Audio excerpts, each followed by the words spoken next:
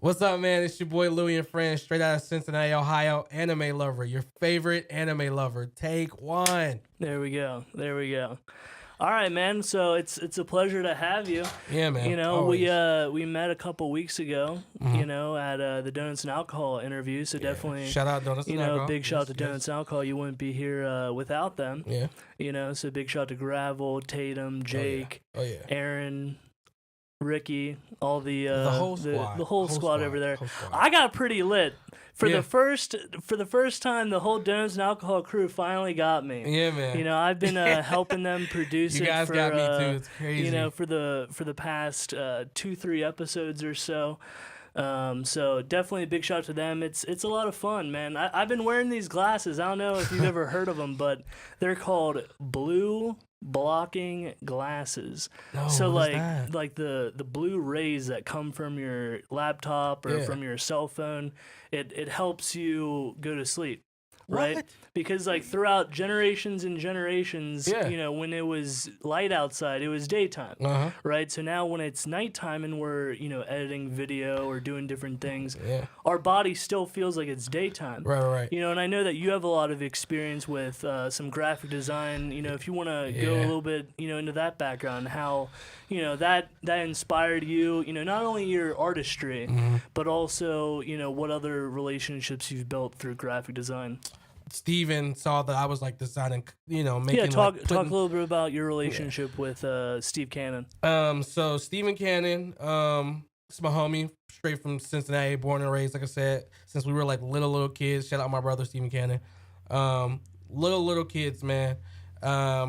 We started like kind of like writing music. I want to say 4th, 5th grade. We would just like write on paper, man. We would just like write the paper, and we would just like write lyrics, no beats, but in our mind we would have like a beat, kind of like just set up for it. So we would just like write these lyrics, man, and then we just kick them out, and you know we rap them back to each other, and we were like, "Yo, this sounds dope. This sounds dope."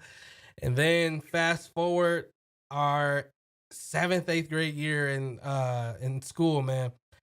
Steven's mom bought a mic, like the first mic. We didn't know how to mix, master, nothing.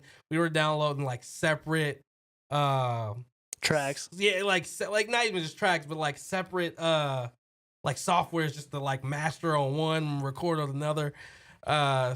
You know, we did that for about a while, and then as you can see now, man, he's doing great. You know, I'm Out in LA. out in LA, yeah, man. I'm proud of him, man. He's really Yeah, he really just doing- came in for an event last week. yeah. Yeah, it was Yeah, pretty the dope. Lucky, him and Lucky had a show, and shout out all the artists Yeah, who Wise performed on that World too, and man. Donuts That and was Alcohol, and it was a Yeah. bunch of that was a great outlets. event, man. That was a great event. That's what the city needed. That's Yeah. honestly, I feel like what the city needed. Yeah, and that basically, you know, answers my first question, you know, as far as, you know, you can probably go into it a little bit deeper, but as far as what was your inspiration to get into music? Was it, you know, your friends? Was it your family? Like, obviously, it sounds like your mom helped you out, you know, nicely, or, you know, was it the situation you were in? You know, and you basically answered that, right? Do you have anything to add to that? Yeah, I mean, all right. So like my mom pretty much she grew up in the church. You know, I know it sounds like the typical black artist. Yeah, the you know what I mean? Zaytoven But type, my mom situation. she grew up in the church, and I was in like the 3rd grade, and I remember going to the summer camp, and my mom was like, you know, you got a gift, you can really sing, yada yada yada, and she was like, if you sing at the recital, I'll rent you a movie from Blockbuster. So from that, you know what I mean, from that Yeah. point, I was like, well, shit, All right, man, bet. like I want something from Blockbuster, like I need, and it was like What did you end up renting? Sonic the Oh, yeah, Hedgehog. yeah, yeah. I love the. I'm a Shadow fan. The Adventures you know? of Sonic the Hedgehog. I love Shadow. Yeah, I do yeah. love Shadow. Shadow is like the I edgy like Sonic. you know, black and red and white and Yeah, you know. yeah. I mean, because Shadow's like the edgy Sonic. He's Yeah. like, you know what I mean. So I can rock with that. So she rented me Sonic. The Adventures of Sonic the Hedgehog, and I don't know, man. Ever since then, I don't know. I just kind of like kept going with the whole music thing ever since then. Like, cause, excuse me, even after that, I ended up taking piano lessons, and like, to this day, I probably can't play. I could play a few chords, maybe if I remember them. But I don't know, man. I've just always, since I was a kid, I've always had music in my life, and like I said, stemmed from my mom up to me, you know, kind of getting the voice kind of passed down from her. My dad is a big jazz fanatic, man. Like, man, he'll play me some tracks even now to this day, like from FK, Twigs, you know, shit like that. And I'm just like, man, like my dad showing me stuff that I don't know what's going on, you know. And see, my dad, all he plays for me is some, old, rock and roll, and it's not like, Led Zeppelin or Queen, like they're not coming out with anything new. right, And right, that's what I really like right, about hip hop, that right. like there's so much, new stuff, and Yeah, man. but you've also got to look at it like as far as from like an economic standpoint, there's not money, to produce or to develop bands. Not anymore, man. And I not, think not like it used to be. You're yeah, right. yeah, and I think that's probably my next question. Like as far as the development side of things, you mentioned Steve Cannon, and we also talked about your management team. If you could kind of go a little bit into your management and what engineers, what producers do you have in your network, and just talk a little bit, not just about who they are, but like how you met them and Okay. how important that relationship has been to your development. For sure. So I'm just gonna talk about my manager first. Shout out Alex, man. That guy, he's linked me with just like so many people. It's ridiculous. But anyways, the way I met him, random follow on Instagram. The guy, he found one of my songs from SoundCloud 2-3 years ago, and when he found it, he just like, he had DM'd me one day, and he was like, "Bro, your music's dope." And at the time, he was managing an artist, but I had no idea. I didn't know what it was or whatever. So 2 years later, we reconnect. He says, I had dropped it was before that, but I had dropped a song and he DM'd me and said, man, every time you don't drop any terrible songs. And I was like, stop, man, you're giving me a big head, man. But he was just like, you don't drop any bad songs. And I was like, wait, do you manage? Like, are you a manager? And he was like, yeah, man. He's like, I'm not like, I got a couple of connects. He said, but I'm pretty, I'm into management. And I said, well, I'm looking for a manager, man. I was like, so it'd be kind of nice, to see, to try to kind of build with someone who's also building. You know what I mean? Yeah. Like how we discussed. Yeah, absolutely. So yeah, because that was a big part that I wanted to talk to you about, because I feel like there are too many opportunities where a lot of people or artists are just really approached, from the perspective of a lick. Yeah. And we spoke for probably a good, I think, an hour and a half almost, about our life stories, and that really is what's most important to me, because, I don't want this to just shut down, the lights turn off, I turn my back, and then I never, talk to you again. That, talking a little bit more about, the College Beats compound is we're trying to provide a space for people to, a fantasy factory. Right. Where, we were just out back, looking at some of the constructions. You were talking about, Frank Ocean. Yeah. Yep. And different concepts that would, be potential. And I was like, all right, bet, like, I've got the gimbal, I've got the camera, like, let's shoot. Like, what music do you have? Yeah. And that's really always been, my philosophy is like, all right, let's do it. Right. That, don't really put limits to what we're able to do. Exactly. And as you can see, like, I'm a little bit of a jack of all trades, like, one-man band, like camera, audio, video, editing, personality. You gotta be, so, man. I mean, because it's, that means just more revenue you get at the end of the day. Because like, and I know it's not just about that. You know what I mean? But no, I wish you want to be you just want to be skilled in everything in case the guy who you may need he may not be there. Yeah. And it's just like, oh, okay. And that's why, like with my music, I engineer myself. You know what I mean? Granted I have my team of producers, my guys, but I'm teaching myself how to produce. And my music, I don't write my own music, but it's and you were even talking about having a mic from 4 or 5 years ago. It's still working, but you know how to like mix and master it properly. And my whole thing is, if it ain't broke, don't fix it. You know what I mean?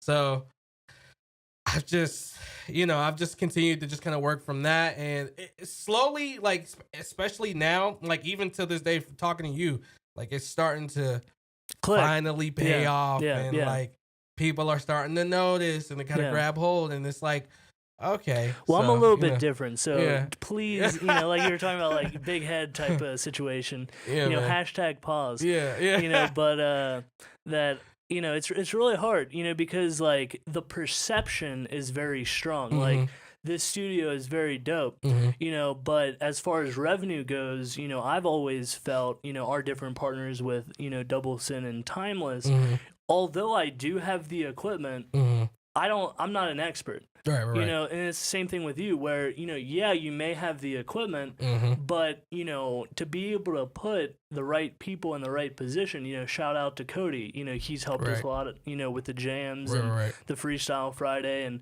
his camera settings are just great. So it's like, I would love, there to be a 15-person crew, helping out with the audio aspect, and, have some, more attractive personality than myself. Like not saying obviously I'm a talker, but from a public image perspective, I don't know if I'm the best to represent the brand, but I mean, you might be. Yeah, who knows? Look, man. Who knows? Yeah, and I guess like that genuineness, and I think like with media these days, a lot of these companies come in and buy Vice News or buy Complex, but then those big corporations don't realize that they're not buying just a company that produces widgets. They're it's a company that has developed trust and loyalty in that community. And the moment that somebody does swoop in without the right emotional connection to the audience, it's over. So I definitely think that is a big part, with the different producers and different things that you work with, to have that genuine type of relationship. So then you can, call me up at midnight and be like, hey, TP, I've got this idea. Like, I'm, and I know it's a big thing, like vibes. That it's like, if you really feel something, you're like, oh, damn, like I need to create now. Oh, yeah. No, it's definitely I'm definitely also, because I agree with you. As soon as we walked out, out there, and I was like, man, this alone, you could just shoot a dope video in here. Like I mean, granted, I know, it's gonna be fixed up, and it's gonna look real nice. But at the end of the day, man, even with that, I mean, you know how many people like that edgy rural, like, you know what I mean? Like, like, it's a set. It's a set. It's a legitimate set. Yeah. So I mean, it's dope. Yeah. What we were talking about was, the producers and engineers that you work with. So if you want to go a little bit into detail about that. Okay. So as far as engineering goes, I do all that. I mean, I've had to teach myself, because at the end of the day, like I said, when I first started working with Steven, that's what we had. So I had to teach myself how to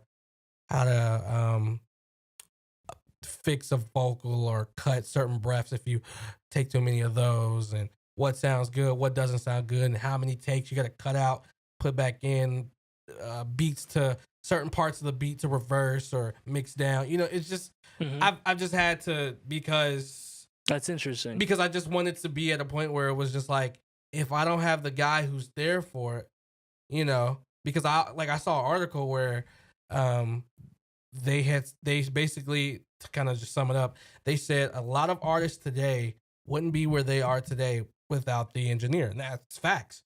I mean, anybody can speak on a mic. Yeah, I mean, especially, I wouldn't even, I mean, partly the engineer, I would say the mastering, like whoever owns the giant rooms with the giant processors and stuff, like, the engineer that's plugged in with the right mastering. Yeah. So, I've just had to. And I'm not saying I have the best mixing and mastering quality in the world. I don't want to take that away from anybody, but at the end of the day, my quality sounds good, at least to me, at least to others. And at the end of the day, that's all that matters. Yeah. So as far as the engineering aspect, like I said, I do that.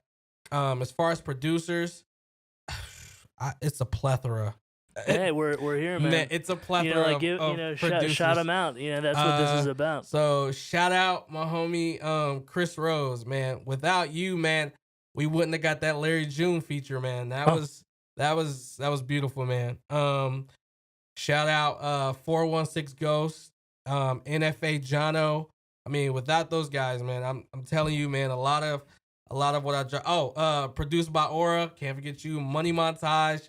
Talk a little bit more about Rich Money Icy. Montage, and his background, because I'm a big Dave East fan. Yeah, man. So where did you meet him? So did you say New Jersey? Like he's from New Jersey? Or? Well, all right. So my homie, one of the artists that I'm cool with. Shout out Yeruza 5, by the way. Yeruza 5, my homie. Me and him had started making music since I was like I said, 9th, 10th grade. I was young, still in high school, making, little mixtapes here and there. And he linked me with this kid named Rich. At the time, what was his producer name? It always changes. Yeah, it always changes. I can't remember, but it was like Rich something. L Rich. It was L Rich. Okay. And and then now like his producer name is Rich Icy, and his artist name because he makes music as well. So I knew Yeruza 5. I met Rich through my homie Yeruza. Through Rich, I met Montage, and through Montage is where I got these other, the plethora of other producers that I'm working with today. So Montage was kind of like the guy who just like kind of like we had made him and Rich had made a project called Absolute. Absolute was kind of like the first mixtape where I kind of like, I was like, let me see what my singing's like. Cause I would always try to like rap, and a lot of people would be like, man, you got a voice, man, use it, sing. So I did Absolute, had like 5 tracks on it. And it was singing. Most of it was like singing, a little out of tune because I just wanted to work with it. But it was singing, and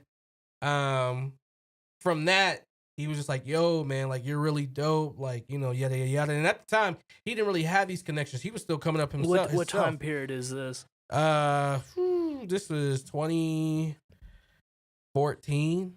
2014 was was when Absolute came out. I had known him prior to that, but 2014 is kind of like when we put like the the stamp on, like, all right, so we'll produce, let's make an album where it's like me and you, not as a feature but as a collective. This is gonna be our project.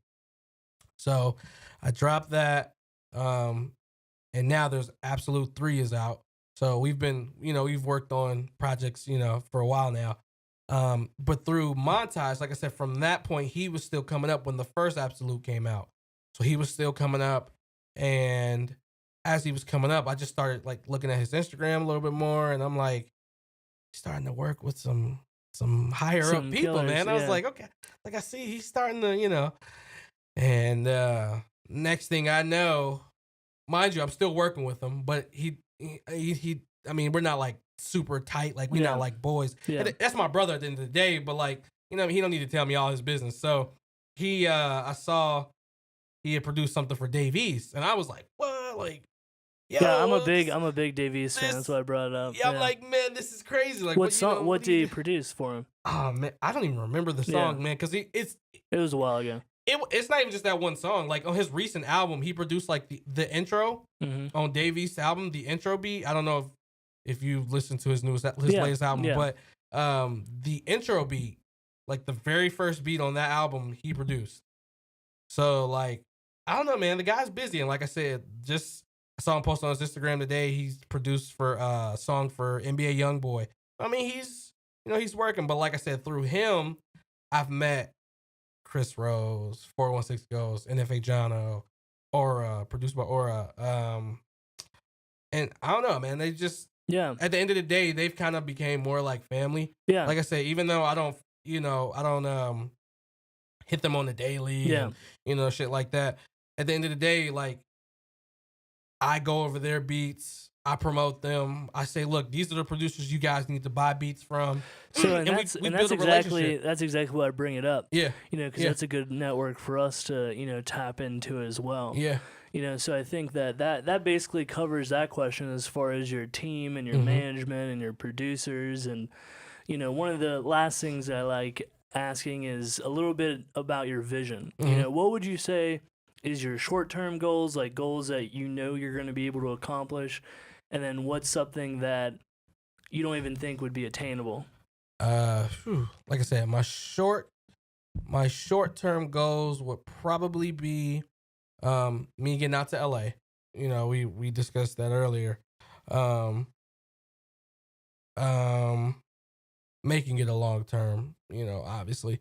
Getting out to LA, just making sure I like the first thing. Establishment. Yeah, I would say for the long term, And what do you think? What do you think does it take to get established out there? Like having that relationship with Steve, like what? And I know you call him Steve, and that's Yeah, I kind of would say- cute. yeah, that's what I But call what did he have to do in order to establish himself? him. So, which is kind of cool because I don't want to.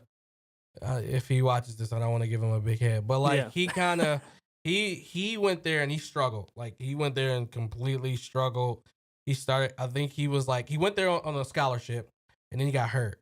And then from that, he like worked at like Home Depot, and one day he was just like, "Fuck this! I'm about to be a rapper."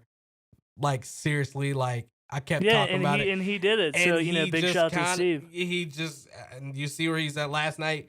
He was with Skinny from the 9, and you know what I mean. Like Yeah. he's doing his thing, man. And And what I'll say is like you're more than welcome, and even working with Lunar Thought, Lunar, that is that's my really homie. the whole purpose of this building. Yeah. Is to provide Yeah, Lunar. shout out Lunar. Yeah, big shout out to Lunar Thought.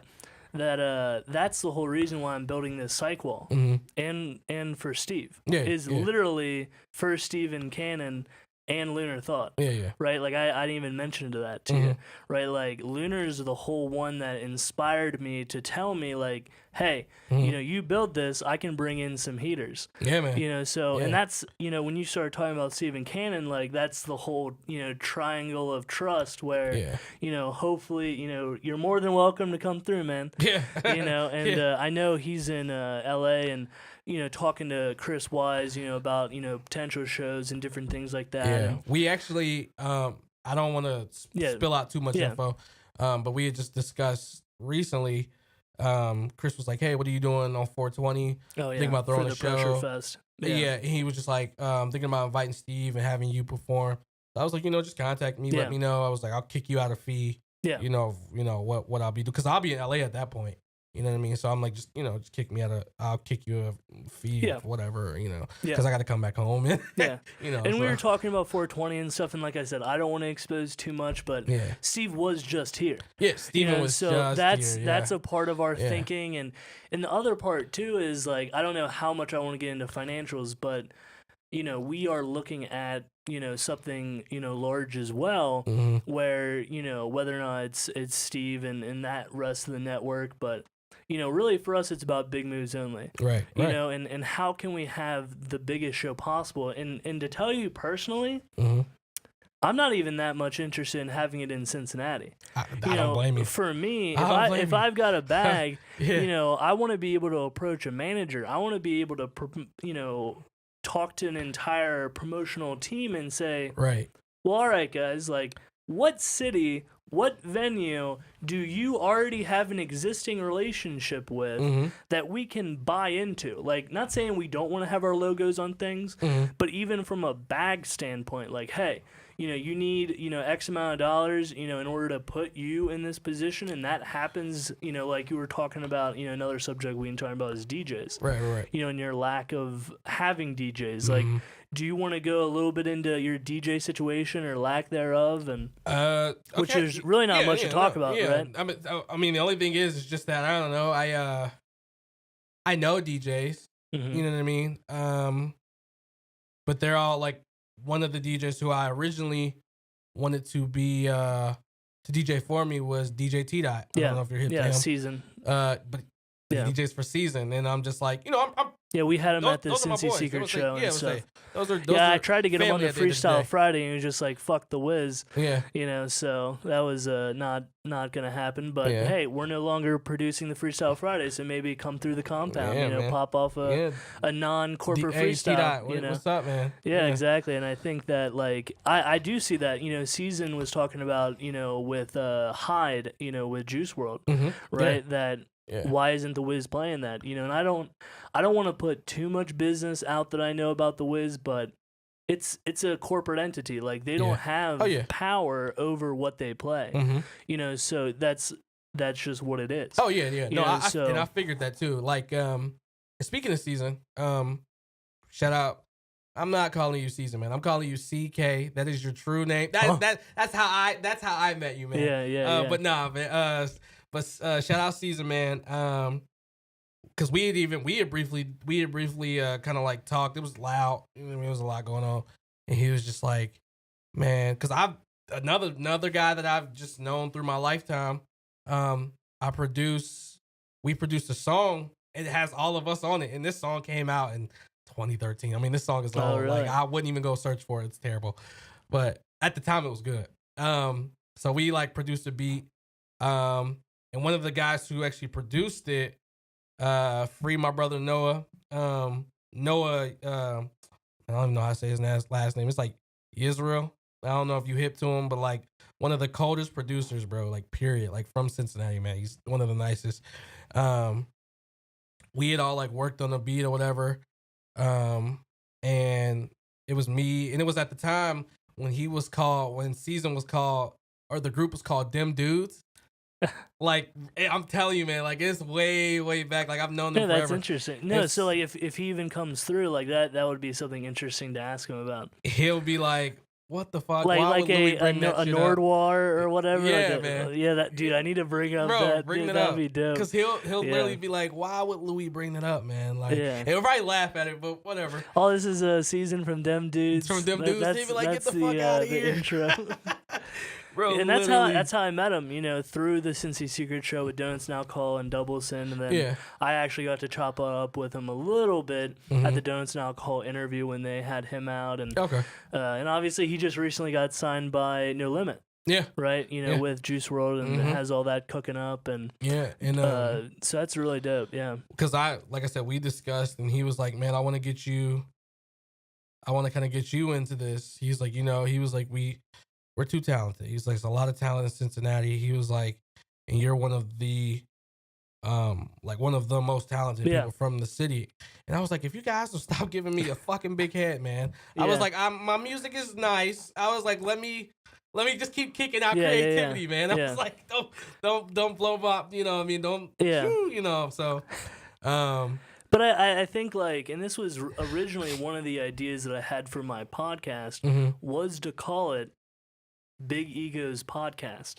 Because there's a lot of people, and I don't know if you ever heard of the Dr. Dre song. Yeah. Big egos, people with, it's a lot about self-promotion, and entrepreneurship, Oh, yeah. And I think we were talking about earlier about clout chasing, that it's really, more so about, dream chasing, and that as an entrepreneur, you have to be self-promoting. You do have to be confident. And obviously, there's some people that, aren't any good and that are, hella self-promoting in different things. But, when you do have this skill, which obviously you do because you're here, and obviously it comes off as arrogance to some people, but to other people like me that are in the room, and then I hear these, different names being dropped, I'm like, oh, all right, bet, like, let's see how we can make some moves. So I definitely think, big shout out to, a lot of those resources that you have. And every single one of I wouldn't be here. You know what I mean? Like, and I'm not even saying like I've super taken off yet, but it's a process. I feel like I wouldn't even be here, like where I am. You know what I mean? Like I feel like I wouldn't be networking and meeting these certain people, and maybe I would, maybe in a different life, in a different aspect, in a different situation. But for what I want to do, like without them, no, man. Yeah. No, and I mean that's from everybody. I'm saying everybody in my life. I'm saying from my folks to my producers, you know what I mean? Like I said, my mom from the singing, and from my producers, my manager, my engineering skills, man. Yeah. You know what I mean? Like I just with I don't know, without all that, man, and hopefully that I helps wouldn't be promote you conversating. to the point where one of the last question I asked was that long-term vision of what would that who would be the artist that you would want to see yourself with, like at the at the pinnacle of what you're doing, like what artists you really want to throw out a lot of respect to. Man, like Childish Gambino, man. Yeah, Donald Glover, man. He is a saint. They need to saint him or dude, knight him or something. He's great. You know? He's amazing. And like Jack of all trades. Like I look up to him, and like granted he doesn't know me, but I'm like every time I see him win a Grammy or whatever award he's winning, and he's not even there, and I'm just like, that's my big brother, and I'm like, he doesn't know who the fuck I am, but like I look at him as a big brother standpoint, because I know at even though it's right now I see it as there's no way I'm gonna meet this guy, but I just know one day, like when I truly like kick ass, like when I'm truly kicking ass, I know I'm gonna just be like, he's gonna be like, he's gonna little bro me. Yeah, you know what I mean. I'm speaking this into existence. This is gonna. Well, happen. I mean, how I always look at it, and why I like asking that question is because I need to know, as like the business side of things, the main goal, and then how to work my way back. Because I'm gonna try my very hardest to get you into that room. Yeah. You know what I'm saying? And that's my, my whole prerogative, with everything that I'm doing. And I talk to Double, I don't want to expose, everybody's dreams, but, Double saying, Matt, like, he's got his dreams that he's striving for. DJ Stone, the last interview that we just did, he was talking about having his own tour. That I saw, like DJ Drama or he whatever. said like his own like world tour. Yeah, I saw that, and I'm kind of in the same boat with that. That's not like my end goal. Yeah, but at the same time, why not? Why not? Yeah, a world tour. I mean, if you're not talking about it, it can't happen. Yeah, and I think that that's really to wrap it up like that.